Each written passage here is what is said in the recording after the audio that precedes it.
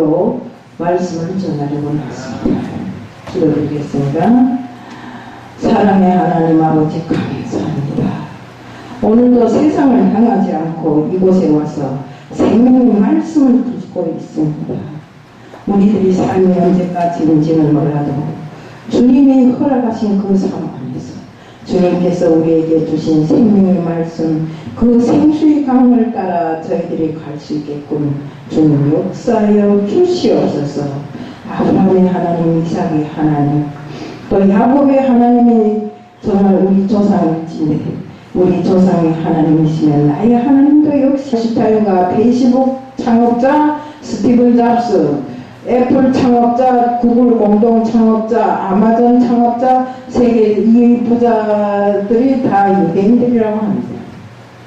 코카콜라, CNN 방송, 무역센터 모두가 유대인들인데 유대인들이 유일한 자원은 철저하게 어려서부터 사람을 키우는 일이라고 합니다. 어려서부터 그들은 하나님의 말씀을 중심으로 해서 아이들을 키워낸다고 합니다. 우리나라 미래에도 역시 보면 자원이 없는 우리나라로서는 사람이 큰 자원이기에 사람을 키우는 일을 잘 해야 됩니다. 우리가 기름 한 방울 나지 않고 광물도 많지 않아서 정말 주로 수입에 의존할 수밖에 없는데 우리가 사람을 자원으로 키워야 앞으로 나라가 부흥하고 부강해질 수 있습니다. 우리 1년을 위해서는 곡식을 심고 10년을 위해서는 나무를 심고 100년을 위해서는 사람을 키워야 한다는 건 누구나 다 알고 있는 사실입니다. 그러면서도 그것을 하지 못하는 것이 문제입니다. 나라나 교회나 사람을 키워야 희망이 있고 미래가 있습니다.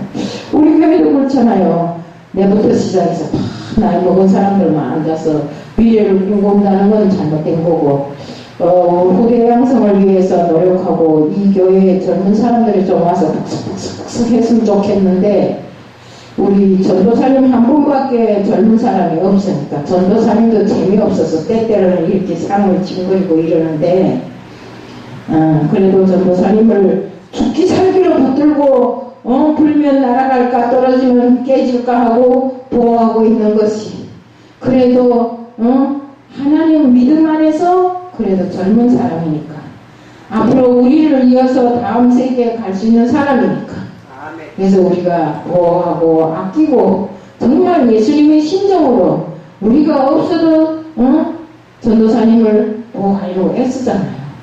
이런 것을 놓고 봤을 때 우리 전도사님들 이 마음을 알아주면 좋겠습니다. 우리가 세상을 떠날 때까지 정말 다음 세대를 위해서 징검다리로 만들고 준비한다면 우리가 떠날다 할지라도 이곳에 우리 전도사님이 남아서 주님이 뜻을 받들 거 아닙니까? 때문에 우리는 인재를 키우고 선교를 준비한다면 정말 우리가 지속적으로 하기 위해서 주님 오신 그날까지 하나님 나라 일을 계속 연결해서 해야 되는 것입니다. 우리가 누구 맞다나 주님이 2000년 전에 우리 손녀 맞다나 2000년 전에 오셨던 주님 어떻게 해서 지금까지 계속 줄을 달고 있을까? 이러더라고요. 그 줄이 너희들 때문에 달고 있는 거다. 제가 언젠가 한번 그렇게 말했던 적이 있어요.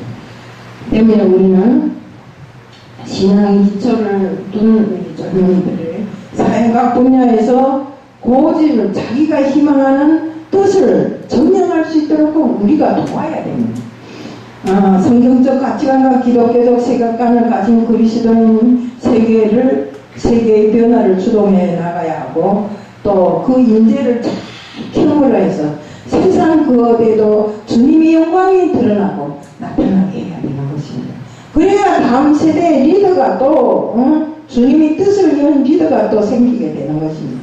그러기 위해서는 자녀들을 오리로 만들어서는 안 됩니다. 우리 지금 자녀들 다 오리로 만들어놨어요. 보세요. 요즘 돌아가는 세상 형편을 보면 자녀들이 다 오리예요. 뭐 어쩌면 집에 가서 엄마 선생님이 날 이렇게 욕했어 저렇게 했어 하고 오리는 어떻습니까? 물에서도 살고 땅에서도 뛰어다니고 하늘에서도 납니다.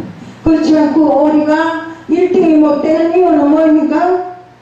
땅에서만 띠뚱거리고 물에서도 오래 못 가고 공중에 날아도 공중에도 오래 못 날아요. 우리가 이렇게 어디에 가도 1등의 자리를 차지할 수 없게끔 부모들이 자기 자식을 다 오리로 만들어 놓고 그 오리가 잘 되게끔 자꾸 잘 되라고 이렇게 하는데 잘 될 수가 없습니다. 우리는 무엇이든지 정말 주님 뜻 안에서 주님이 바라시는 대로 자식을 양육해야 됩니다. 그러면 우리가 옛날에 뭐랬어요? 젊은 시절의 고생은 내 일생을 차지하는데 큰 역할을 한다 했잖아요. 우리가 지금 세계적으로 1등되는 나라가 미국이라고 하는데 미국의 세계에서 1등인 제품만 해도 몇 개인가? 1000개 정도 된대요. 근데 독일에 1000개 정도가 세계에서 1등인 제품이 있는데 독일에 700개가 있고 일본이 400개가 있고 우리나라는 도대체 딱 10개밖에 없대요. 1등을 카피해서 되는 게 아니라 창조성을 가져야 되는 겁니다. 내가 창조적으로 창조해서 1등을 만들어야지 남의 걸 카피해다 이거 내 거야 하면 안 되는 겁니다. 아멘. 우리 보니까 제가 유튜브를 올리다 보면 때로는 어떤 사람이 한 설교도 거기 있더라고요. 남의 거 카피에다 써갖고 좀 제재를 받는 거 있더라고요. 우리는 이런 식으로 해서는 안 됩니다.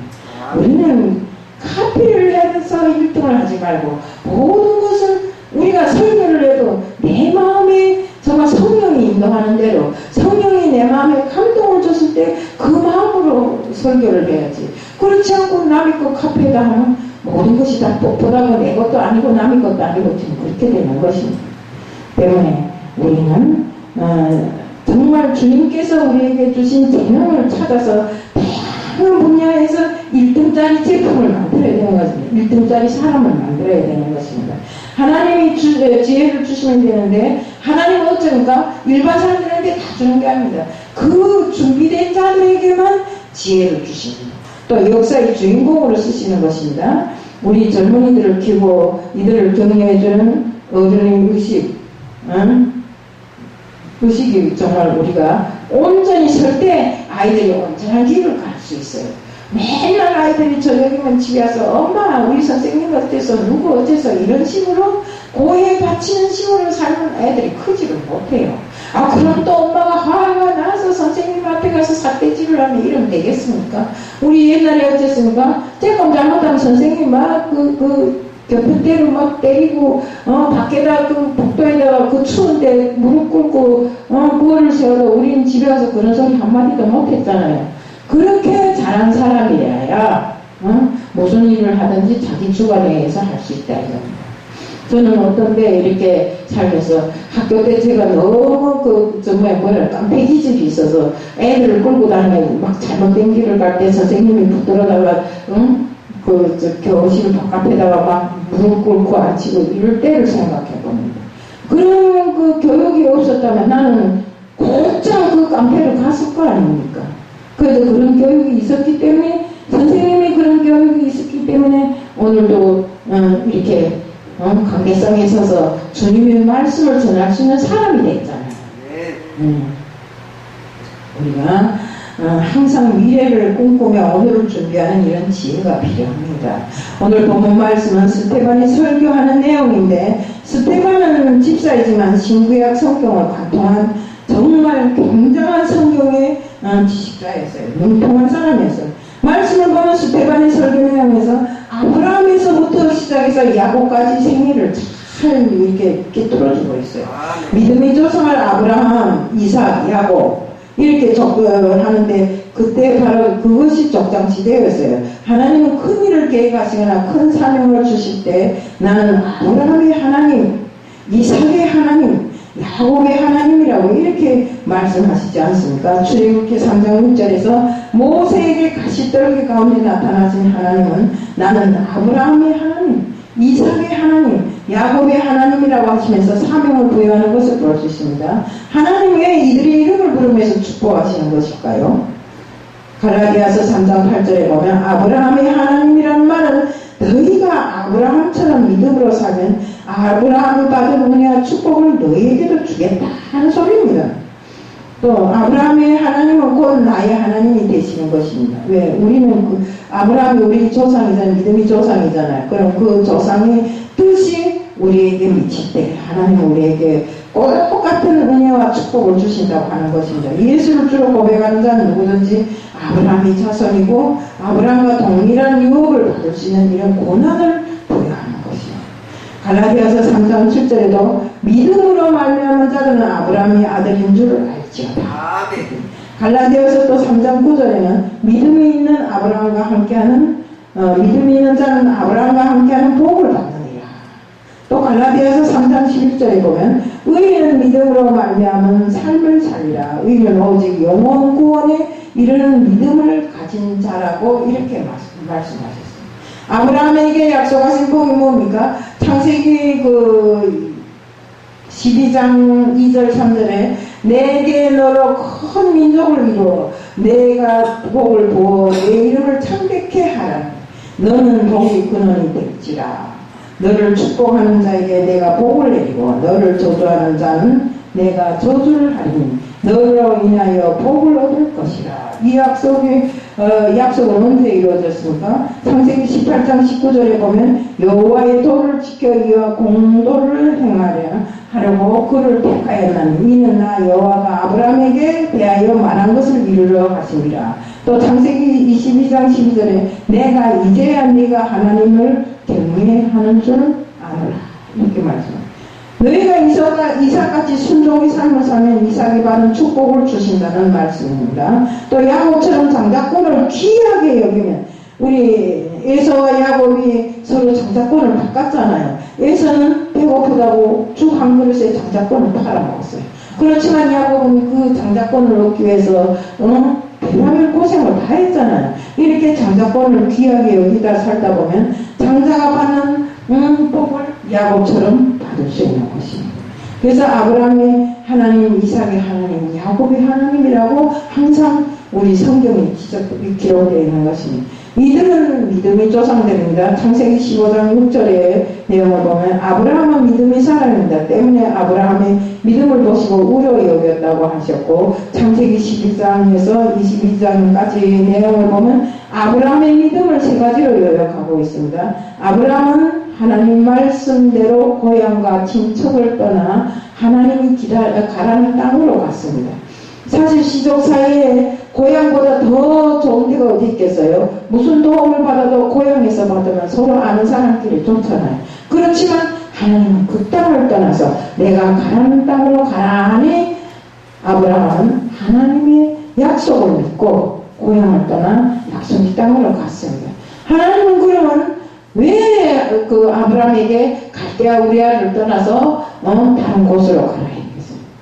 그것은 그 땅은 그 우상의 땅이라 했습니다. 하나님 그 아브라함이 살고 있는 그 땅 갈대아 우르가 우상의 도시라고 했습니다. 사람은 환경을 무시할 수 없습니다. 우리가 환경에 따라 사람이 마음이 변하잖아요.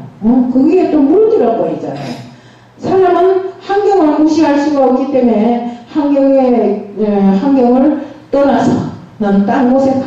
그러면 내가 거기에 와서 네 자손을 하늘의 별과 같이 이 땅에 모래알같이 많이 해주겠다고 약속하셨잖아요. 우리는 그래서 우상의 도시를 떠나라고 했을 때 아브라함은 두말 안 하고 하나님 뜻을 받들었잖아요. 그래서 정말 자기가 나서 자라고 그 시족들이 있는 우리 땅을 떠나서 하나님이 가라고 하신 장소로 가게 되는 것입니다. 우리는 믿음의 자리가 아니면 떠나야 됩니다. 그곳에서 계속 믿음의 자리가 아닌데 내가 어떤 사람 불더라고요. 불교에 가서 나는 기독교 목사인데 하면서 축사를 해주고 와서는 내가 그 사람을 변화시키니까 지나가서 변화되지 말라고 해야지. 또 신천지에 가서 계속 축사해주고 와서는 동영상까지 쫙 퍼지는데도 내가 그 사람들을 돌려세우려고 자기 힘으로 돌려세우겠습니까? 그 수준에 우리는 이렇게 해주는 안 됩니다.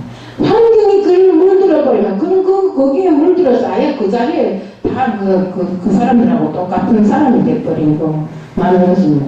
제가 아까 저주와 풍랑을 맡고 있는 자리라면 빨리 떠나야 됩니다. 떠나면 하나님이 인도해 주시고 보호해 주시고 가는 길을 책임져 주시는 것입니다.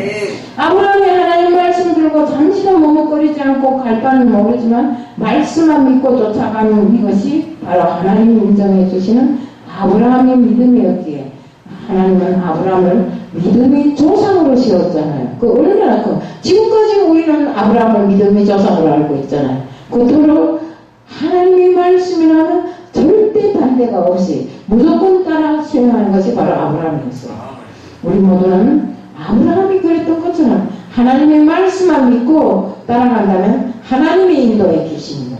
이것이 좋은 신앙인이고 올바른 신앙인이고 믿음의 삶을 살아가는 사람의 근본 원칙입니다. 아브라함은 쫓아낼 것을 쫓아냈습니다. 창세기 21장 10절에 보면 그가 아브라함에게 이르되 그 여종과 그 아들을 내쫓으라. 이 종의 아들은 내 아들 이삭과 함께 기업을 얻지 못하리라. 부인 사라가 아이를 낳지 못하니까 어쨌습니까? 그 종 하갈을 통해서 이스마엘을 낳죠. 이스마엘을 낳는데 부인 사라가 이후에 하나님의 은혜로 정말 나이는 지났지만 하나님께서 주셔서 이삭을 얻었습니다. 그런데 이삭과 이스마엘 사이에 맨날 전쟁이 일어나는 것입니다. 어느 것이 원칙인지 어느 것이 진짜인지도 모르고 계속 싸움이 나고 이렇게 하니까 하나님께서는 14년 동안 한 번도 아브라함을 찾지 않으셨어요. 그러다가 14년이 지난 후에 아브라함을 찾아서 정말 네가 그 이스마엘을 네 후계를 이을 자식이라고 기뻐하겠지만 그것이 아니다. 그러니 너는 그 이스마엘을 쫓아내라 해요. 그러니까 아브라함이 어떻게 합니까? 그를 새벽에 물 한 병과 가서 부대에 물 한 병과 떡을 줘서 하갈을 쫓아냅니다. 그래서 된 것이 바로 하갈은 그 이후에 어떻게 됐습니까? 이스마엘이 간 곳이 바로 지금 무슬림 후손들이 바로 무슬림이 지금 그 후손인 것입니다. 때문에 우리는 하나님을 떠나서 무엇을 잘했다고 성공했다고 한다면 그건 틀린 것입니다. 우리가 지금껏 살아오면서 지난번에 하면 저도 때때로 돌아보면서 내 자신을 돌아봅니다. 야, 내가 이거 똑똑해서 이렇게 했는가 돌아보니까 아니더라고. 그것은 하나님의 손길이었다. 아멘. 그러니까 우리는 항상 하나님이 내 뒤에 서 있고 나를 인도하신다는 것을 알아야 됩니다.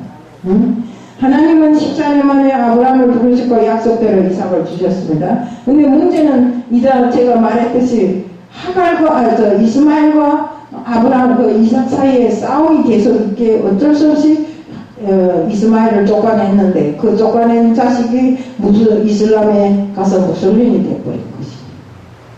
앞으로 우리 성경적인 관념에서 보면 전쟁은 정치나 이념, 경제적인 이 전쟁이 아니라 종교적인 전쟁이 앞으로 많이 일어날 것입니다. 제가 어제도 봤지만 정말 우리 백석이 45주년 행사에 갔는데 저는 백석이 그렇게 대단한 줄을 몰랐어요. 하나님이 그렇게 경시하더라고요. 9,750개 교회에다가 난 어저께 7,000명 합창단을 보고 깜짝 놀랐어요.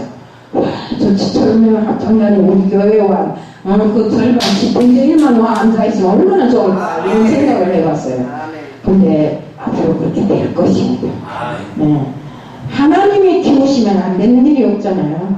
정말 옛날에 백석이 세평으로부터 시작해서 저렇게 거대한 군단이 돼버렸는데 정말 어저께 가서 보니까 용기도 나고 자랑스럽기도 하고 내가 이런 큰 교단에 진짜 누구마다나 정말 종으로 살아가고 목회를 하고 또 솔직한 말로 어디 나가면 그래도 방송통신 임원이라고 탁 가서 사진 누구 다 쫓겨났는데 거기다 사진기 탁 들이대고 사진 찍을 수 있는 권한도 가지고 너무 좋더라고요. 어저께 보니까 정말 우리가 하나님이 키우시면 된다. 그 우리 장동훈 총장님이 하시는 말씀이 무릎으로 된 총회라고 그러더라고요. 어렵고 힘들 때마다 무릎을 꿇고 하나님 앞에 기도해서 이렇게 세운 총회라. 우리도 그렇게 해야 됩니다. 우리 이 교회도 앞으로 많은 사람들을 위해서 무릎으로 정말 주님께 간구하고 여기에 찾아온 모든 사람들이 진실로 주님의 뜻이 이곳에서 이루어지는구나 하는 것을 알 수 있게끔 해야 됩니다. 우리 신앙은 두 가지입니다. 고향을 정리하는 외적인 신앙과 외적인 성결과 가정 안에서 이스마엘과 하갈을 쫓아버리는 이런 신앙이 있어요. 내적으로 평안과 은혜를 깨뜨리는 보이지 않는 더러운 것들, 분노, 혈기, 음란 이런 내적인 요소들을 사정없이 정리하고 버린다면 마음의 평안이 찾아오고 안식이 옵니다. 또 하나는 주변 환경을 정리해야 됩니다. 흰 옷을 입고 흙탕물을 피해간다 해서 그 튕기는 흙탕물을 우리가 피하지 못합니다. 흰 옷에 버리지. 때문에 우리는 영적 생활도 똑같습니다. 죄를 이기는 비결은 죄의 자리를 떠나서 우리 깨끗한 장소를 찾아가서 우리가 신앙생활을 하는 것입니다. 정리할 것을 정리하고 쫓아낼 것을 쫓아내고 버릴 것을 버리고 떠날 것을 떠날 수 있는 외적인 성별과 함께 내적 성별이 바로 아브라함의 삶이었어요. 아브라함은 드릴 것을 드렸습니다. 여호와께서 내 아들 사랑하는 독자 이삭을 데리고 모리아 땅으로 가서 그를 번제로 드리라고 했을 때 이삭에게도 말 안 하고 사라에게도 말 안 하고 이삭을 데리고 모리아 산으로 갔습니다. 모리아 산에 간 이삭이 정말 장작 더미 위에 이삭을 묶어서 넣을 때 이삭이 그때 13살이었어요. 늙은 아버지가 나이 많잖아요. 그런 아버지를 13살짜리가 미치거나 거기서 빠지지 못해 그런 것이 아니고 이삭이 갈 때부터 그럽니다. 아버지 번제를 드리려고 간다고 하면서 나무도 있고 다 있는데 번제감은 제사에 드릴 번제감은 어디 있습니까? 그러니까 아무 말 안 한다 아브라함이. 근데 가서 보니까 자기를 묶어서 올려놔요. 그 하나님 뜻이라고 생각하고 이삭도 순순히 묶여서 그 나무단 위에 올라가서 아브라함이 칼로 이삭을 찌르려고 할 때 하나님께서 뭐라는가 아브라함아 그 이삭을 찌르지 말라 하잖아요. 그 찌르지 말라 해서 주변을 누가 그 나무 주변을 살펴볼까 그때 매매하면서 이 양이 나무에 걸려 있잖아요. 벌써 하나님은 그 제사 드리시는 걸 다 마련해 놓고 아브라함의 믿음을 또 보신 것입니다. 정말 집에 100살이 다 돼서 얻은 그 아들이 얼마나 귀하겠어요. 그런데 하나님이 드리라 하니까 아무 말도 안 하고 무조건 모리아산에 찾아가서 정말 번제단을 세우고 거기에 이삭을 묶고 올리는 아브라함의 그 믿음을 하나님께서는 인정해 주신 것입니다. 하나님께서는 주님은 우리에게 시험을 통해서 테스트를 하는데 정말 우리의 신앙도 달아보시고 정말 우리가 기도도 달아보시고 우리가 내는 헌금도 달아보시고 이렇게 계시니 부족함을 보이지 않게 해서 우리는 임계점을 넘어야 되는 것입니다. 임계점이라는 게 뭡니까? 고동서에 닿아야 물이 끓을 것도 끓고 불이 붙을 것도 붙는 거잖아요. 아브라함은 누구와도 타협하지 않았어요. 이삭을 드리라는 하나님의 음성을 들었을 때 아내와도 말하지 않고 자식에게도 말하지 않고 무조건 같잖아요. 이것은 독선이나 고집이 아닙니다. 하나님의 말씀에 순종하는 그의 충성심입니다. 정말 우리는 아브라함은 살길 가면서도 변하지 않았고 모리아산까지 가면서도 한마디도 자식에게 내가 너를 번제로 드리려 간다 이런 말을 안 한 것입니다. 창세기 22장 위에 있듯이 네 아들 독자라도 내게 드리려고 했으니 너는 이제야 네가 나를 경외하는 줄 안다고 하나님이 말씀하시잖아요. 우리가 정말 하나님은 우리의 일거수일투족을 다 보고 계십니다. 때문에 우리는 나는 이렇게 하면 여기 숨어서 이렇게 하면 모르겠지? 아닙니다. 절대적으로 하나님은 다 알고 계십니다. 때문에 우리 믿음과 행동 모든 것이 다 하나님이 알고 계시기에 우리는 온전한 믿음으로 세상을 살아가야 됩니다. 침묵하시던 하나님은 이삭 대신 이미 순양을 마련해 놓은 것처럼 항상 우리에게 무슨 어떤 어려운 일이 있거나 이럴 때는 하나님은 미리 우리에게 살 길을 다 열어주시는 것입니다. 그런데 그것을 받아들일 만한 내 마음이 준비되지 않으면 하나님은 안 주셔요. 본문에서 스데반은 우리 조상 아브라함의 하나님, 이삭의 하나님, 야곱의 하나님이라고 이야기하고 있습니다. 우리 사도행전 7장 8절에 보면 야곱이 우리 12조상을 낳았다고 했어요. 믿음의 조상 아브라함의 하나님이 바로 우리 모두의 하나님이신 것입니다. 그러니 우리 모두는 아브라함처럼 믿음으로 살아가기를 원한다. 믿음으로 떠날 것은 떠나보내고 또 아브라함처럼 정말 이게 받아들일 것은 받아들이면서 하나님의 명령 앞에 내 하나밖에 없는 자식이라도 드릴 만한 그런 마음이 준비가 되어 있어요. 그것이 진정한 믿음이라는 것입니다. 우리 모두는 떠날 때는 떠나고 거룩한 성배를 위해서 버릴 것은 버리고 내적 성장을 위해서 말씀을 붙잡고 나가면 순양을 예배해 놓으신 것을 항상 명심하고 살아도 주를 위해서 살고 죽어도 주를 위해서 죽는 정말 우리 모두가 되어야 되고 목숨을 걸고 하나님 편에 선다면 여호와 하나님께서는 언제든지 정말 우리 편에 서서 싸워주시고 우리 편에 서서 적을 물리쳐 주시고 우리를 좋은 길로만 인도한다는 것을 알으셔야 됩니다. 마태복음 11장 28절에 수고하고 무거운 짐진 자들아 다 내게로 오라 내가 너희를 위해 쉬게 하리라고 하셨습니다. 조상 아브라함의 하나님, 이삭의 하나님, 야곱의 하나님이 나의 하나님이시면 기적이 일어납니다. 하나님이 나의 하나님이기에 하나님은 항상 나를 온전한 풀과 실만한 물가로 인도한다는 것을 알아야 됩니다. 마가복음 16장 17절에 믿는 자들에게는 이런 표적이 따르니 그들이 내 이름으로 귀신을 쫓아내며 새 방언을 말하며 뱀을 집어 올리며 무슨 떡을 마실지라도 해를 받지 아니하며 병든 사람에게 손을 얹은 적 나으리라고 하셨습니다.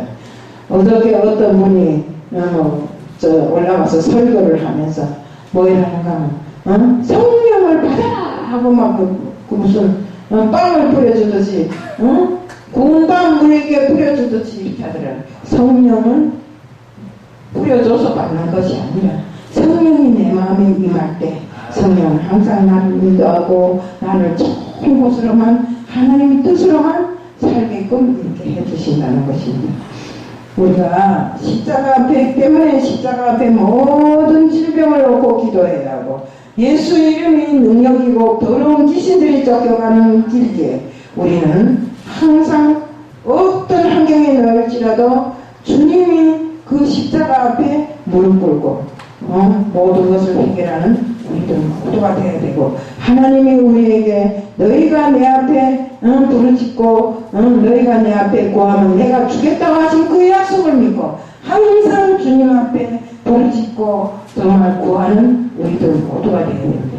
그래서 우리도 정말 이곳에 이렇게 듬성듬성 있는 것보다 정말 꽉 채워갖고 말씀을 전해도 할렐루야 하면이 정말 벼락같이 솟아나는 저는 어제 거기서 일어나는 함성을 듣고 깜짝 놀랐어요.